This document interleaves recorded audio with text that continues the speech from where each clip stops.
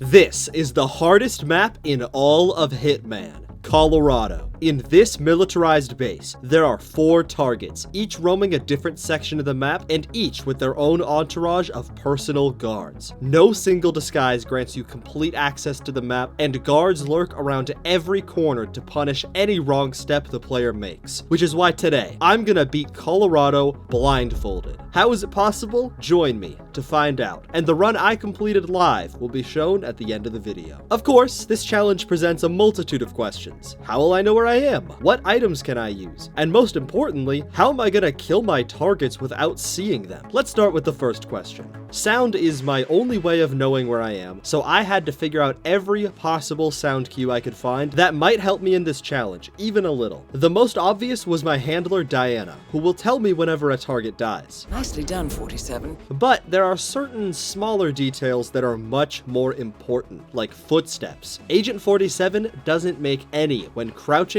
walking, or running on almost every surface. Makes sense, he's a ghost after all, but that's still a huge problem for me. Without my own footsteps, I have no way of knowing exactly how much distance I cover when I move, so it's gonna force me to use extremely linear movement with little variability, which is going to make getting around the map to each target extremely difficult. Luckily, there are a few other cues that can help me, the main one being voice lines. Every character in Hitman has their own voice and their own voice lines. By memorizing the voice lines of everyone along the route I want to take, I can at least get a mental image of if I'm following my route or not. And, speaking of my route, that was next up on my list. Killing all 4 of these targets is no easy task in a normal playthrough, as they all wander different sections of the map. But doing it blindfolded is a whole other beast. Guns are out of the question. It would be virtually impossible to have any remote amount of consistency. Throwing items is okay, since the game locks on for you, but that's far from subtle, and with all the guards, I'd almost certainly die in the process. That really only leaves me with 2 methods to kill targets for this challenge: poison and explosives. Not exactly the widest arsenal. So, it's time to scout and meet our targets. The first is Sean. This OCD-ridden radicalist spends most of his time wandering between a large house and a farm area where he's testing out explosives. He's always accompanied by at least 1 guard, so isolating him wouldn't be easy, but he does generally stay near the same path, so he's not too much trouble. Next up, we have Penelope Graves, the strategic advisor of the team. She wanders around the farm area accompanied by 2 guards, and will occasionally come inside to review data or something. I don't really know what she does. Like Sean, in a vacuum she isn't too hard to deal with, but considering how limited my resources are, she poses a real threat. The target after that is Ezra Berg, and he's quite simple. He exclusively stays at the house,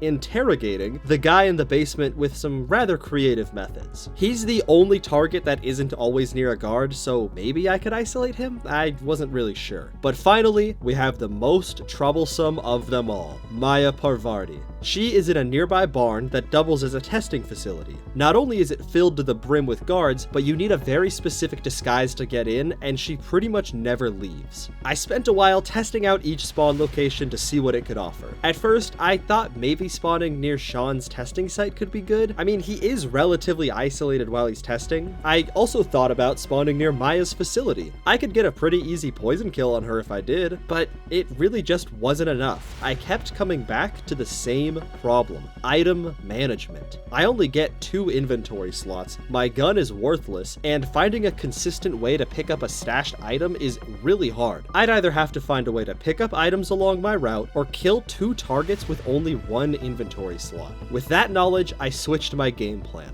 Originally, I was hoping there would be different objects my targets consumed that I could easily poison, but that wasn't so easy. Now I'm using my other option: explosives. There was one explosive that just might work. Explosive ducks, to be specific, because these have a very special trait. People love picking them up. Targets, guards, anyone. If I could get a target to pick up an explosive duck before standing next to another target, I could detonate it while it's in their pocket and kill both of them. The problem is, I can't just wait for them to walk past each other. I have no way of knowing the right time to detonate, but that's where sound sound comes back into play. Some targets will occasionally stop to have conversations with each other. As long as I'm close enough to hear it, I'll know when to detonate. Unfortunately, it really doesn't look like my targets talk to each other much. Ezra and Penelope will have a conversation about a minute after the mission starts, but it doesn't look like it happens again after that. Sean will occasionally have a conversation with Maya, but that happens in the locked barn, which makes hearing it very difficult.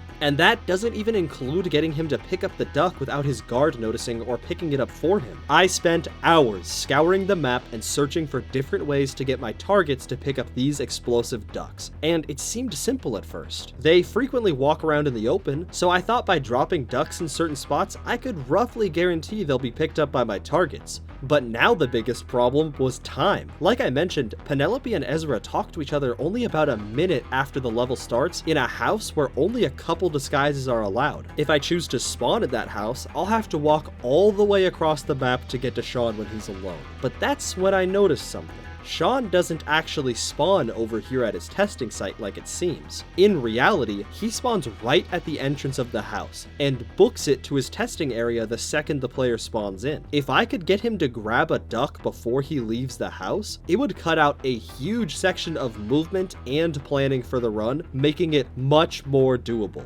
And lucky for me, the most difficult spawn to unlock, the hacker spawn, was just what I needed. With the final piece of the puzzle, let me show you the final run that I came up with. Spawning at the hacker location gave me an extremely powerful advantage. I started by moving down for 2 seconds and right for another 6. I was counting aloud the entire time, and honestly it wasn't super consistent, so I'm just gonna call them paces. These paces led to me getting stuck a lot, but that's besides the point. I immediately tossed a duck down with a mouse movement that I practiced, where Sean could potentially see it and pick it up. After a few failed attempts, Sean picked up the duck, which he loudly exclaims as he does it, letting me know to move on to phase 2. Ka-ching! Ka-ching, perfect. This balcony also was extremely useful as it provided a way for me to get down by jumping off. But if I did that, a guard near me would spot me and start shooting. But I could wait for him to leave and listen for the click of the door, telling me I could move safely. Once dropped down, I moved 4 paces forward before dropping a duck, since I knew a guard would find it here. I then walked away a few more paces and listened for my targets to start their conversation. That was it. The second I heard the word Penelope, I detonated the duck and started sprinting along a predetermined route. Or at least, that was the plan. Turns out practicing a blindfolded run while your eyes are open is still much easier than when your hoodie is wrapped around them as a blindfold, so I got stuck a lot, and eventually learned this blindfolded run would require a bit of adaptation. The guards in this game are always talking, so by listening to see if the direction the sound is coming from, I could actually tell if I was moving or just staring at a wall. With plenty of failures under my belt, I figured out the spots I was most easily getting stuck on, which helped me learn how to unstick myself a few times, and that's what I did here. I was moving, so where did I go? Am I at the truck? 1, 2, 3, 4, 5. I need to head this way. If I go this way, I'm gonna get stuck in that cubby again. So then I need to go down 1, 2, and then start moving left. What's this I hear about a train? Oh, wait, it actually did. Wait, I think I was right. I was! I got back on track and followed my rough lineup to the next section of the run. The sound of certain guard voice lines helped confirm to me where I was standing and where I was going. Once I heard the guards in the barn tell me I couldn't enter, I knew I was exactly where I needed to be.